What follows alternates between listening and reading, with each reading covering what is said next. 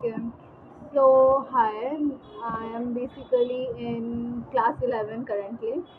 And আমি barely school যাই ঠিক আছে I was like I have so much of valid time যেহেতু আমি স্কুল যাই না obviously যে স্কুল যায় না তার কাছে valid time ছাড়া আর কিছু করে থাকে না কারণ কি সে তো পড়াশোনা করে না পড়াশোনা what's that. So yeah, I barely study. আমি সারাটা দিন ফোনে বসে থাকি. So I was like, why not do this thing and make it productive, very productive by the way, very productive. তো আমি বেসিক্যালি স্কুল যাই না মানে সপ্তাহে আমি একবার ওটা অনেক কষ্ট করে লাইক অনেক কষ্ট করে and then I have this big nails by the way. Yeah, my nails are quite big enough. I mean, you might not like the color.